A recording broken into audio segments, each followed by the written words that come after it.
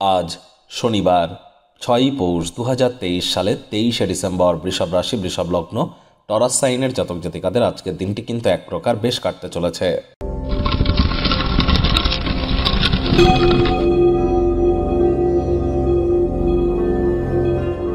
ভিডিওটির শুরুতেই রাজযোগ চ্যানেলের তরফ থেকে আপনাদের সকলকে মোক্ষদা একাদশীর হার্দিক শুভেচ্ছা ও অভিনন্দন রইল।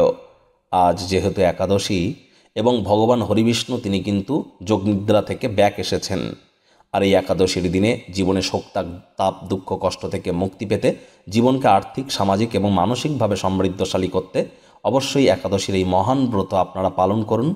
কোনো কিছু না পারলেও নিরামিষ খাদ্য খাবার খান, মদ মাংস খাবেন না, তামসিক জীবনযাপনের আশ্রয় নেবেন না। ভগবান হরিবিষ্ণুর উদ্দেশ্যে বলুন ওম নমো ভগবতে বাসুদেবায় নমঃ। অথবা যারা ভগবান শ্রীকৃষ্ণের ভক্ত আছেন তারা বলুন হে কৃষ্ণ করুণা সিন্ধু দীনবন্ধু জগতপতে গোপীশ গোপিকা কান্ত রাধাকান্ত নমস্তুতে। হরে কৃষ্ণ কৃষ্ণ কৃষ্ণ হরে হরে, হরে রাম রাম রাম হরে হরে। বন্ধুরা, আগত বছর 2024 সাল কিন্তু অত্যন্ত গুরুত্বপূর্ণ একটি বছর, শনির বছর। 2 + 2 + 4 = 8। নিউমারোলজি ওয়াইজ 8 মানেই কিন্তু স্যাটার্ন বা শনি। গুরুত্বপূর্ণ একটি বছর। আপনাদের রাশির উপরে ঠিক তার কী প্রভাব পড়বে বিস্তারিত আলোচনা সহ একটি ভিডিও চ্যানেলে কিন্তু আমরা অলরেডি আপলোড করেছি আপনাদের রাশির বিষয়ে। সময় সুযোগ বুঝে একবার দেখে বা শুনে নিতে ভুলবেন না। আই বাটনে আমরা লিঙ্ক দিয়ে দেব। ভাগ্য মিটার আজ আপনাদের বলছে 8/10, ভাগ্য আপনাদের অনুকূলেই থাকবে। আজ কায়িক পরিশ্রম হলেও শরীর মনে সতেজতা এবং তরতাজাই আপনারা অনুভব করবেন। দীর্ঘদিনের পুরনো রোগশোক অসুস্থতা থেকে আজ মুক্তি পাওয়ার দিন, পরিত্রাণ পাওয়ার দিন। অর্থগত ব্যাপারে আয় ইনকাম আজ আপনাদের বাড়তে চলেছে। আর্থিক লেনদেন বিনিয়োগের জন্যও দিনটি আপনাদের পক্ষেই থাকবে, তবে খরচও কিন্তু একটু বাড়বে, যার কারণে সঞ্চয় ঘাটতি পড়তে পারে। চাকরিজীবী যারা আছেন তাদের অফিসের পরিবেশ এক প্রকার বেশ।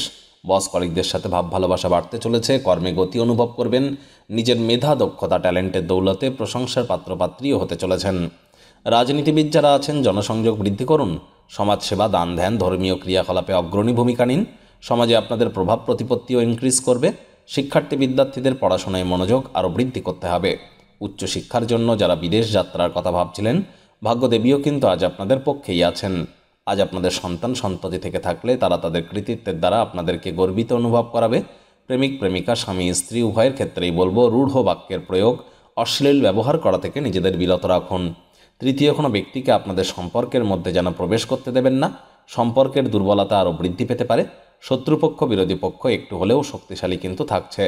পরিবার পরিজন, নিকটে স্থানীয় ব্যক্তিবর্গ, বন্ধু স্বজন কারোর উপরেই জোর করে নিজের মতামতকে জাহির যেন করতে যাবেন না।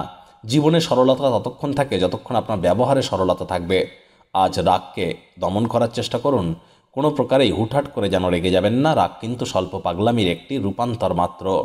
আজ অবশ্যই আপনারা আকর্ষণীয় কোনো কিছু বই পড়ে কাটান, যোগব্যায়াম, ধ্যান, প্রাণায়ামের সাহায্য নিন। প্রভূত পরিমাণে উপকৃত হবেন। পরসমালোচনা, পরচর্চা করে যেন সময় অতিবাহিত করবেন না।